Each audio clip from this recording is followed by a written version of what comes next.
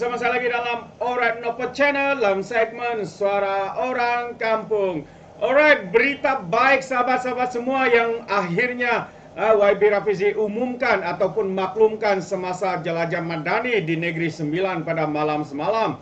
Dan berita baik ini adalah berita yang terbaik ya buat negara dan juga rakyat ya. Ia adalah hasil yang diusahakan ya bersama dengan Datuk Seri Anwar Ibrahim dengan YB Rafizi Ramli sebagai Menteri Ekonomi. Jadi saya percaya ini boleh membawa manfaat kepada negara dan juga kepada rakyat. Jadi tanpa membuang masa, saya mau membawakan sahabat-sahabat semua untuk mendengar ya apakah itu yang dimaklumkan oleh YB Rafizi Ramli semasa dalam jelajah Madani di Negeri Sembilan malam semalam. Jadi mari kita tonton bersama. Tapi sebelum itu jangan lupa juga untuk terus support Alright Nopo Channel dengan cara tekan butang subscribe, like dan share. So, mari kita tonton video ini sahabat-sahabat semua. Sebab itu minggu ini saya sebenarnya gembira. Tak ada kena-mengena dengan Sanusi. Saya sebenarnya selepas 7 bulan saya jadi menteri, ini antara minggu yang saya paling gembira sekali. Sebab kerajaan telah buat satu dasar yang cukup penting untuk ekonomi dan rakyat kita, walaupun mungkin orang tak tahu sangat. Semalam, ini hari apa no? Hari Selasa. Semalam ada mesyuarat Majlis Tindakan Ekonomi Negara. Mesyuarat Majlis Tindakan Ekonomi Negara ini ialah pembuat dasar ekonomi paling tinggi dalam negara kita. Dipengerusikan oleh Datuk Seri Anwar sebagai Perdana Menteri, ada wakil Bank Negara, ada wakil MOF, Kementerian Ekonomi sebagai Sekretariat, ada Timbalan Perdana Menteri 2, ada beberapa orang menteri lain. Sangat kecil. Kita bermesyuarat tiap-tiap bulan dan kita melihat dan mengkaji dasar-dasar ekonomi baru yang perlu kita luluskan untuk kita selesaikan masalah ekonomi kita.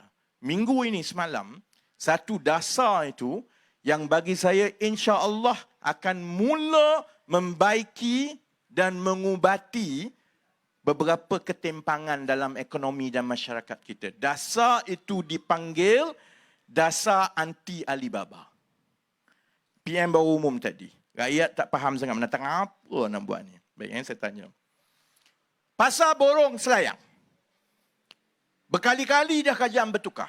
Kalau tanya orang Selangor, tanya orang Negeri pun, sebab orang Negeri pun tanam pergi hantar kat pasar borong Selayang juga. Lawak kita, benda ni kena berubah ni.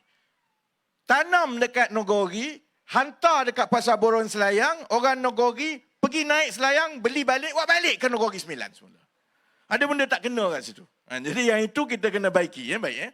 Tapi hakikatnya, memang pasar borong Selayang ni segala jenis memang bertumpu kat situ. Berkali-kali dah kita bertukar kerajaan sampai sekarang rakyat akan mengeluh kenapalah pasar borong Selayang ini penuh dengan peniaga-peniaga asing. Kenapa tak boleh buat apa-apa ke kerajaan? Sama juga di kawasan-kawasan kita, pihak berkuasa tempatan ada gerai, lama-lama tengok orang kita dah tak berniaga ni. Banyak orang asing berniaga. Kita semua tahu, cuma tak faham. Tak pasal-pasal abang polis kena marah. Kenapa abang polis tak tangkap ni? Kenapa PBT tak tangkap? Majlis Bandaraya Seremban, kenapa kamu tak tangkap? Saudara-saudari tahu tak? Satu masalah yang tak pernah cuba diselesaikan selama ini. Alibaba tu tak salah di Malaysia. Tidak ada satu peruntukan undang-undang pun yang menyentuh mengenai Alibaba selama ini. Alibaba tu okey dalam ikut undang-undang kita. Yang tak okey ialah rasuah. Dan mengikut akta SPRM, rasuah itu ialah apabila ada pertukaran ganjaran. Dia mesti ada pertukaran. Saya bagi something, saya dapat sesuatu. Ni kalau yang macam pasar borong Selayang ni tak ada tukar apa-apa. Orang tempatan ambil lesen konon untuk berniaga, lepas tu dia tak berniaga, dia ambil jalan mudah, dia bagi sewa kat orang asing, dia duduk kat rumah, dia dapat 5,000 sebulan.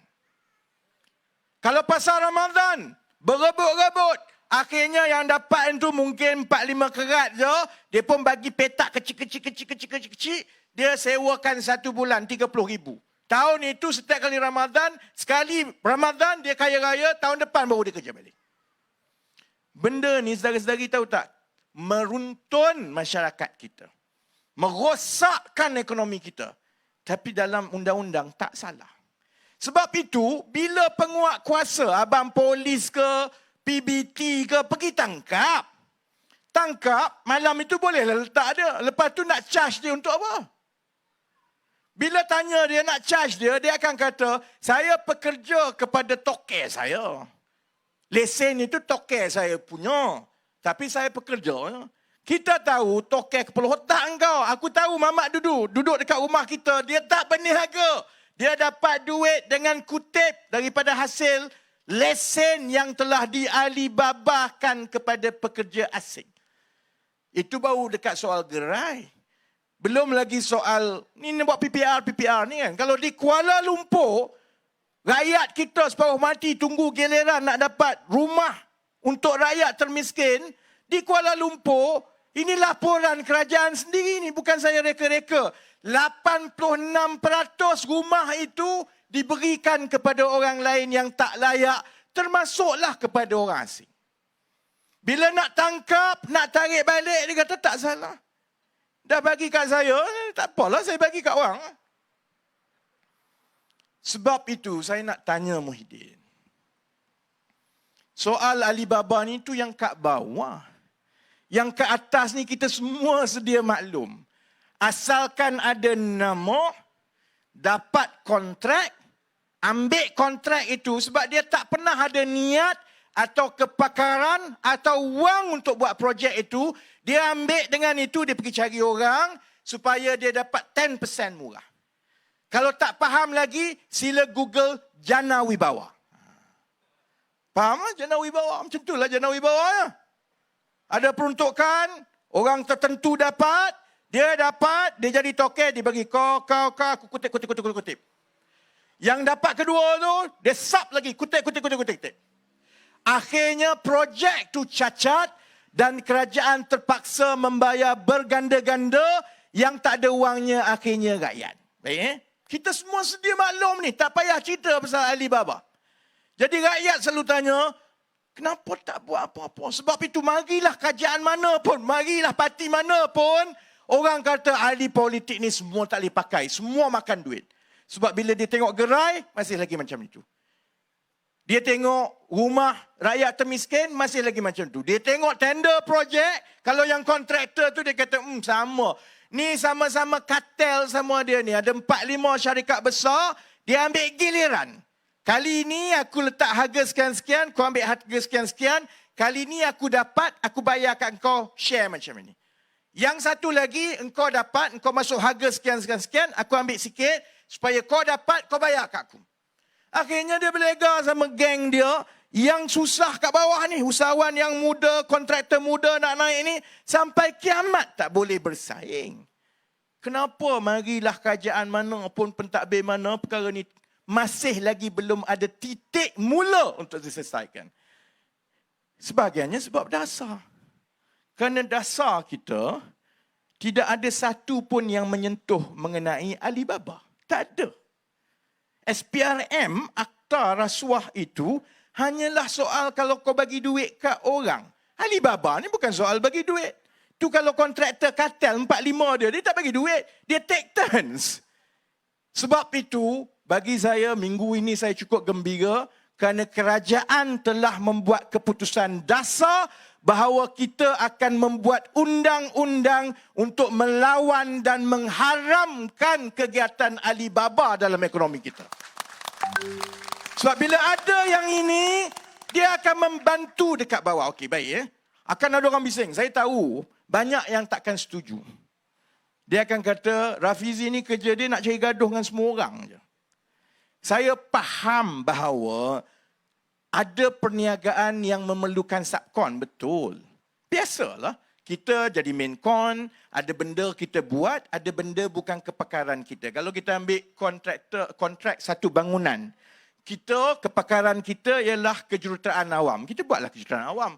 Tapi kejuruteraan mechanical, kejuruteraan electrical tu, ada firma atau syarikat lain yang ada kepakaran, boleh je subkon.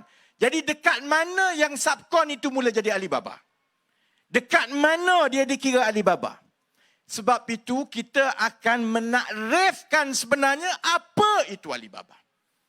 Alibaba ialah apabila berlaku urus niaga yang mana ada satu pihak yang mengambil kesempatan yang tidak adil untuk mengaut keuntungan tanpa menyumbang kepada hasil projek itu.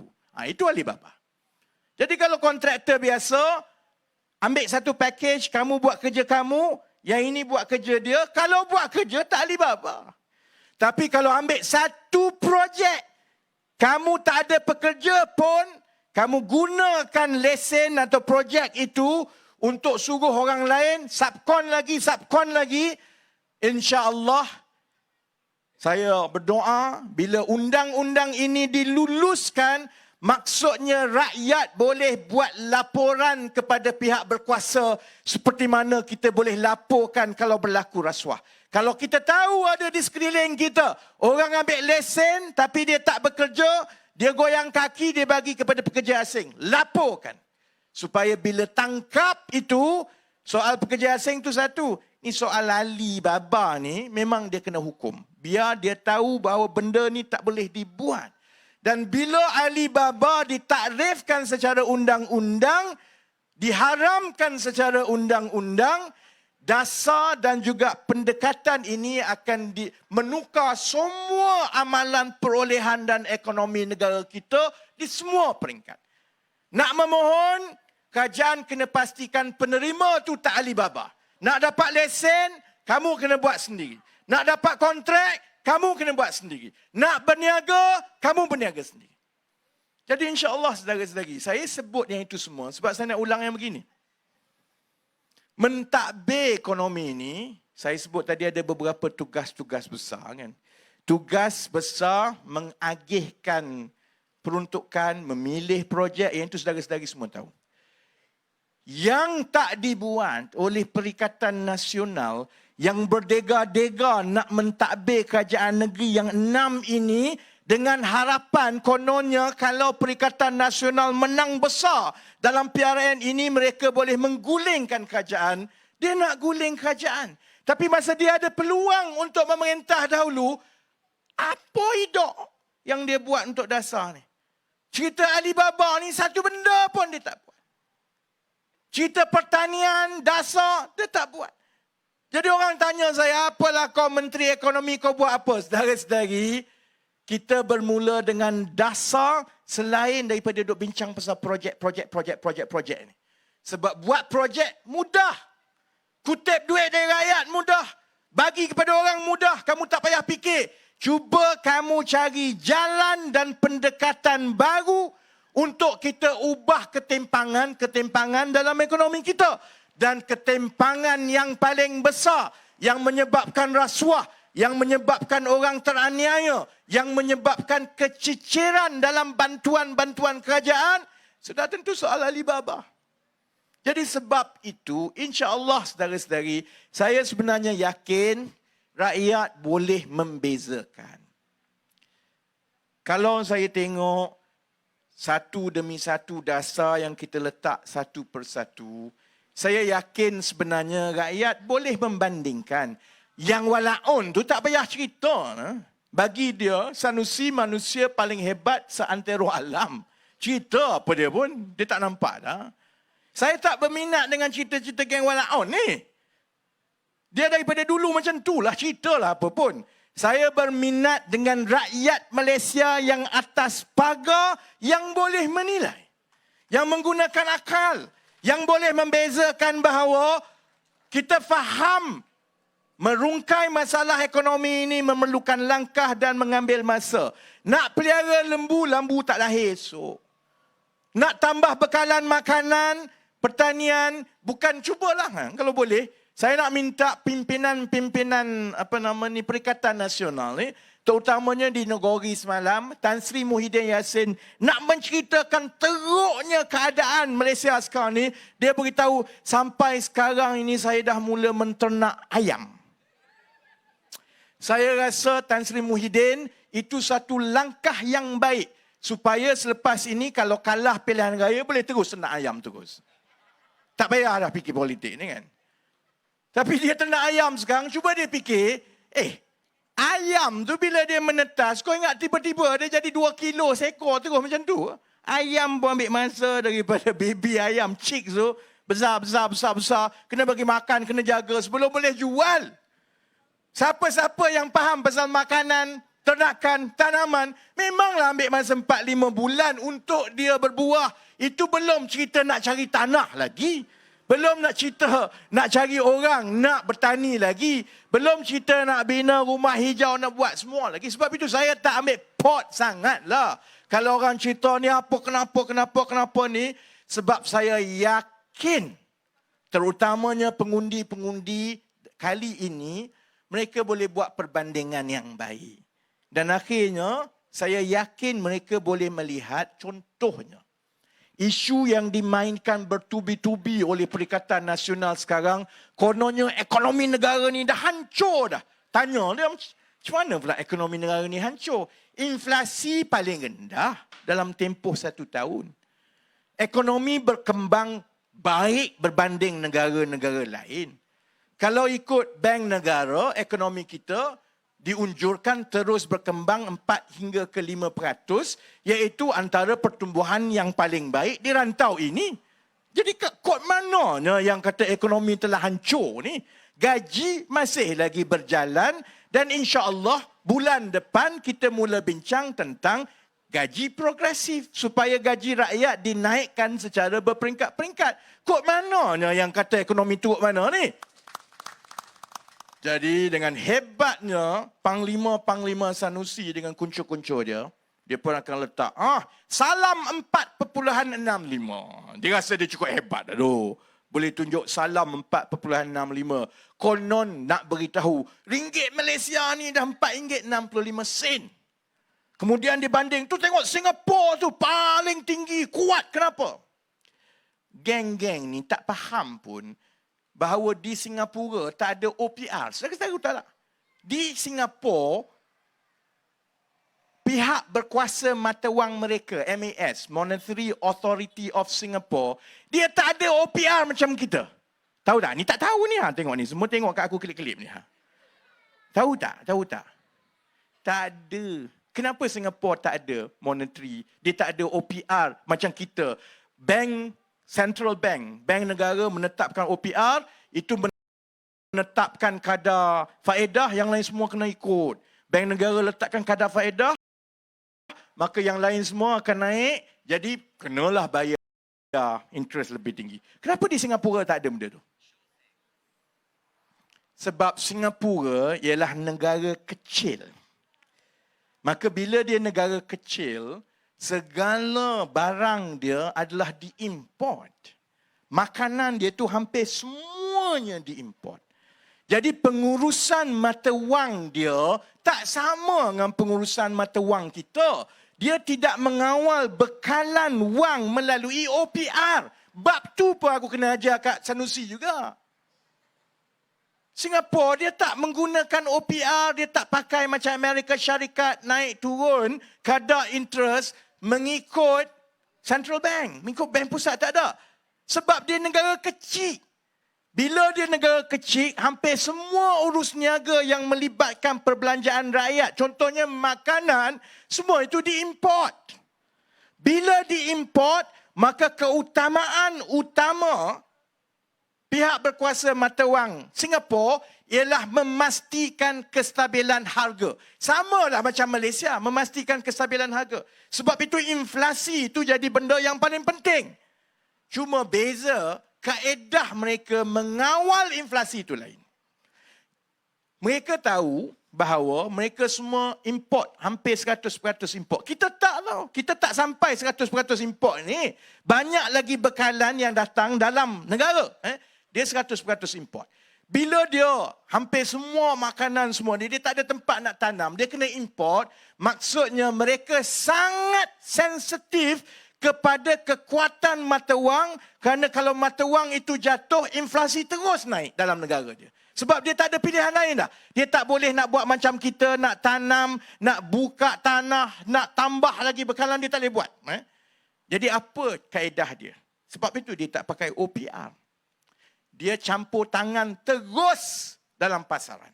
Sebab itu dia simpan reserve tinggi besar. Kalau dia tengok saja mata wang tu nampak macam akan ada kesan kepada inflasi negara, mereka akan campur tangan dan beli untuk kukuhkan mata wang dia. Terbaik, itu dia sahabat semua, satu pencerahan yang padu daripada YB Rafizi Ramli. Mungkin apa yang dicerahkan oleh YB Rafizi ini mungkin Sanusi tidak fahamlah, sebab yang dia faham ya apabila dia memberikan ucapan dalam ceramah jelajah macam semalam, sahabat-sahabat semua, ucapan yang dikeluarkannya itu buat lawak, ya buat lawak bodoh, ya yang menyerang pribadi seperti pribadi YB Rafizi Ramli, katanya YB Rafizi pendek, YB Rafizi tidak handsome lagi dia katanya. Inilah antara kata-kata ucapan yang keluar daripada pengkhianat, penfitnah ini seperti Sanusi ini, sahabat semua. Sepanjang ceramah tidak ada satu pun yang kita dengar bagaimana untuk mereka memperbaiki ekonomi negeri Kedah, ekonomi negara. Apa yang mereka lakukan? Menfitnah, membuat tuduhan, provokasi, membuat lawak bodoh dalam negara, sahabat-sahabat. Itu yang hanya mampu mereka lakukan. Tetapi cadangan, tetapi idea untuk dasar-dasar untuk mementingkan negara, rakyat, semua itu tidak pernah keluar daripada mulut mereka. Yang keluar provokasi, yang keluar menghina pribadi orang, menyerang pribadi orang. Tetapi inilah yang mengatakan kononnya mereka parti Islam se-Malaysia, tetapi yang kita tahu mereka adalah parti ajaran sesat, seperti mana yang telah disahkan sendiri oleh Muhyiddin Yassin, sahabat-sahabat semua. Bukan saya yang katakan, tapi Muhyiddin sendiri mengatakan bahwa parti PAS adalah parti ajaran sesat. Jadi setujukah anda dengan kenyataan daripada Muhyiddin ini? Anda boleh berikan komen anda dalam ruangan komen, tapi ingat, komen dengan cara berhemah. Jangan menjadi seperti walaun-walauntit, lebay-lebay dan juga geng sapu bersih, termasuk juga GTA, geng takut Anwar, ya apabila mereka memberikan komen penuh dengan hasutan, kebencian dan juga fitnah melampau. Sepertinya mereka tidak punya otak, mungkin kerana otak mereka tertinggal di dasar laut Selat Melaka. Jadi sampai di sini saja, izinkan saya untuk mengundurkan diri, dan seperti biasa peribahasa mengatakan tapak pun kangkap, 2 tahun keinginan. Dalam bahasa Melayunya, tepuk dadah, tanya selera. Sekian saya daripada Orang Napa Channel. Sehingga kita berjumpa lagi dalam info dan update yang seterusnya. Sekian, bye-bye.